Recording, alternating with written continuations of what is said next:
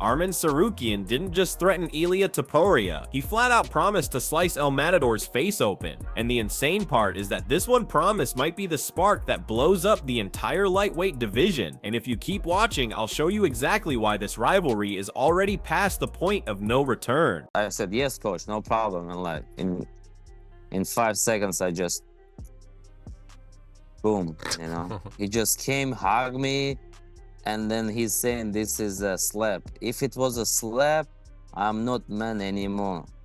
If he slapped me while I'm laughing, what are you talking about? I could kill him there right away. Like, when we don't have that problem between us. It's just a trash talk and make fight more interesting, you know. And we're all fighters, and of course I want to beat him, he wants to beat me, and we hate each other, but the fight, when his fight is done, I'm good. Arman detonates first, admitting Hooker's headbutt flipped a violent switch inside him, and even though his coach begged him to stay calm, he abandoned all discipline the moment emotions took over. But here's the twist. In 20 seconds, I'll reveal the one moment from that night Arman wishes never happened, and it's not what you think. That was my fault. That was a big mistake. I shouldn't do that, but you can control yourself, you know. Especially me, I don't know, yeah, on my mind, okay, I'm going there and be quiet. Coach said, be quiet, no emotion, just go there, stay. Don't even try to push him or to show emotion. Yes, I said, yes, coach, no problem. And Arman claims he doesn't need flexibility to kick Ilia because Ilia is short and practically begging for an upkick to the jaw, but taller monsters like Oliveira and Hooker force him to rebuild his entire striking system. Now he's doing yoga, stretching, sharpening his hips like blades, turning himself into a sniper who can fire kicks from impossible angles. And in less than 1 minute, I'll expose the specific strike Topuria's camp is terrified he might land. For Ilia, I don't need even flexibility to throw that up kick. It's easier. He's too short, you know, but Oliveira and Hooker is too long. That's why I was doing a lot of yoga stuff to get more flexibility. Ariel Helwani jumps into the chaos, saying nothing is confirmed, no matchup is locked, and Paddy Pimblett is absolutely not ahead of Arman. It's just a UFC timing nightmare. His solution is savage. Put Arman front row, point at him on camera, and declare him next before anyone gets cute with matchmaking. Keep watching, because later I'll tell you the real reason Helwani thinks the first Arman-Ilia face-off will be so volatile, it might not even finish without security stepping in. I am not saying that Paddy deserves this more than Arman, but I'm just saying because he hasn't fought, because Ilia hasn't fought, and I suspect they want to get into a training camp. If they haven't even started one already, I suspect they're going to want to announce this, get rolling with the promotion. There's a lot of history there. Arman admits he's usually quiet, but the second someone tries to intimidate him, he reacts instantly. And that instinct is why face-offs with him feel like two grenades rolling toward each other. Against Ilia, he says that danger doubles because both men refuse to blink, breathe, or retreat an inch. It's like automatically, you know, I cannot control myself first 5-10 seconds. That's why it's a little bit dangerous. On my mind, yeah, I'm super quiet, but someone when try to scare me, you know, or to show some crazy things, and I'm going crazy so fast.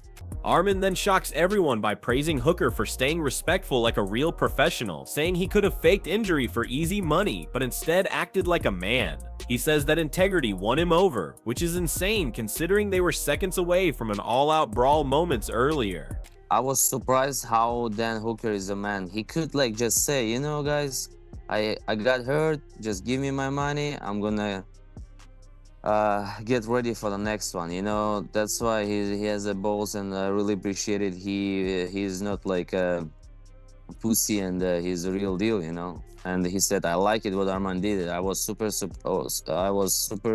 happy that he stayed like a man. When Helwani asks if he deserves the title shot, Arman fires back with ice-cold certainty, saying the entire world would laugh at the UFC if they gave it to anyone else. He beat Hooker, he earned #1, and he refuses to let someone with fake rankings leapfrog him into his shot.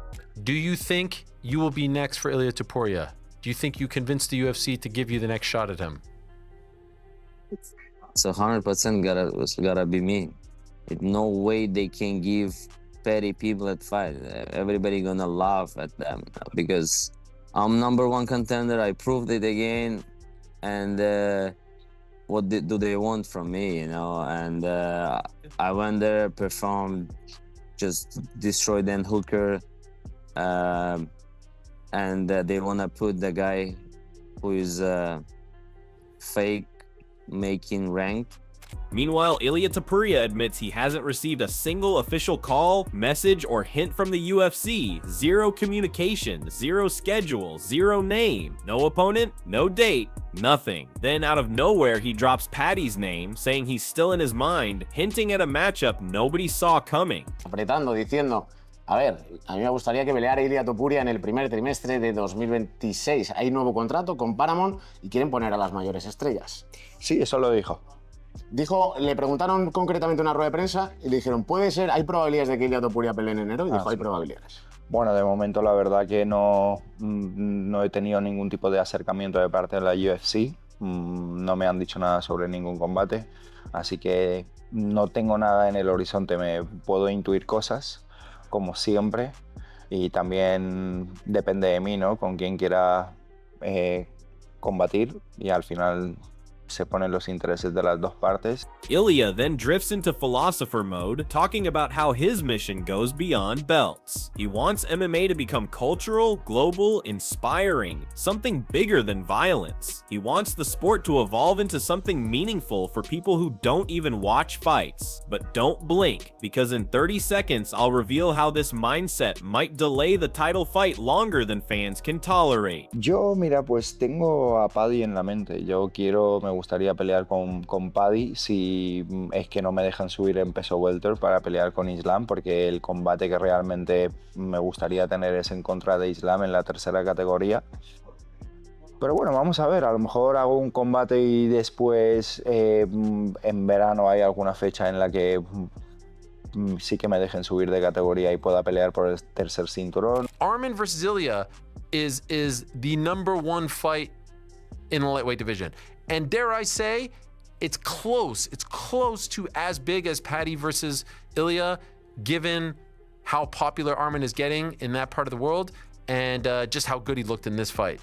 And so I say, if we're not doing it on January 24th, and it sounds at least as of now that we're not, scrap those plans. Ilia, Arman, Paddy, Gaethje. What do you say? El tema aquí siempre está en empujar el deporte y el que el deporte siga creciendo y no las divisiones, ¿no? Sino en que sea algo más general. Yo creo que va a tener un impacto muy positivo en el deporte, que va a ayudar al crecimiento, que es lo que se está buscando, y puede atraer un nuevo público y realmente trascender más allá del deporte. First thing you see is him carving up a camel. This guy's carving up a camel in the aftermath, looking like he just went to the gym, hair all coiffed to the side. He's got pomade in there. I don't know what he's got, but who eats camel? Have you guys ever eaten camel before? Never had, but I'd try it. Yeah, I'm down. Yo, I would I'm never down for try. some camel. Look at this guy, just eating it. What is it that you don't like about the camel? I find camels to be just a little bit dirty. I don't know. Dirty? You think the chickens and the are cows and chickens are? I didn't know you could eat camel. Ariel Helwani returns, saying Arman versus Ilia is asterisk. The asterisk fight, easily as big as Ilia versus Paddy, and maybe even bigger than anything Gaethje brings to the table. He hypes Arman's star power, the momentum, the dominance, the regional fan base. Then he laughs about Arman's off-camera lifestyle, the cars, the trips, the food, saying fans love seeing the hungry killer enjoying life like a king. Eating another delicacy. Da-da-da-da-da. Just a little McDo on the plane. Why do we love the food content so much with Arman? Can I just say, Who the fuck is we? I think I'm the only one on the team that actually is loving this right now. Yeah, that's right. No, I actually do love this. The McDonald's on the PJ is a big Chael Sonnen steps in with pure chaos, saying January rumors mean the UFC desperately needs Ilia's opponent locked in now, but nobody knows whether it'll be Arman, Paddy, or Gaethje. He says the UFC must publicly announce the contender to stop the division from melting into confusion. But here's the wild part. Sonnen warns that if Arman fights in January, Paddy and Gaethje will be left with empty schedules and no one to fight. But you also have to pick one, and there's a rumor, and the rumor is that in January, on Paramount for their debut, they're going to contest the lightweight championship of the world, which means Ilia Topuria will be there, which means Ilia needs an opponent. Now, while we understand that Tsarukyan's in front of everybody else, does that mean he's just in front, period? For example, of Paddy, for example, of Gaethje. And when Tsarukyan comes, and see, the big chance to answer this question and not have to make it a mess is you just make that announcement, you make that decision, and you put it out publicly prior to this fight. Because after Arman Tsarukyan basically, well, beating Dan Hooker's ass inside the cage and out, it seems to everybody but Paddy Pimblett that, yeah, you know, this is a fight to make. But who knows, with Paddy Pimblett this week managing to cockroach his way into the top 5 for doing literally nothing. And thanks to Justin Gaethje making it clear that he's going to retire because he's not going to get a title shot he doesn't deserve, Paddy Pimblett probably going to end up ranked number 4. Daniel Cormier then jumps in swinging, saying Paddy is a rising star, but the two best lightweights alive are Arman Tsarukyan and Ilia Topuria, undisputed, especially with Islam going to welterweight. DC says this fight must happen, not for hype, but for the structure of the entire division. Could definitely make it to the arena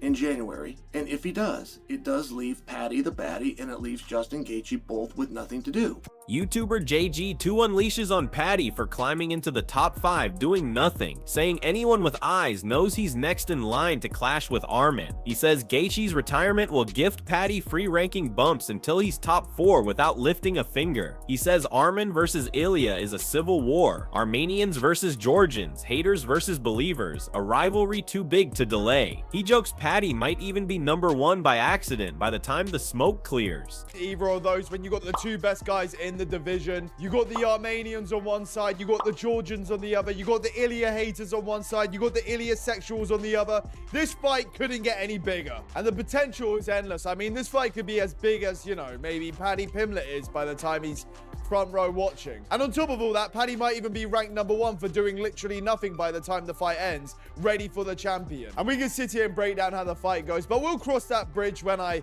make my awful prediction video the week of. The answer for the question that we're actually looking for here is what happens if Arman Tsarukyan wins? And well, I guess, you know, Ilia Topuria, Makhachev would just, I guess it won't happen. And here's the final knockout. If Arman wins the belt, JG2 says Islam won't even get a say in the future of the division. The entire Dagestani hierarchy collapses instantly. So drop your thoughts. Will Arman's brutal threat force the UFC to lock in Ilia Topuria? Is this the moment that triggers the biggest lightweight war of the era? Or is this just the first shot in a conflict that's ready to explode? Hit like and subscribe.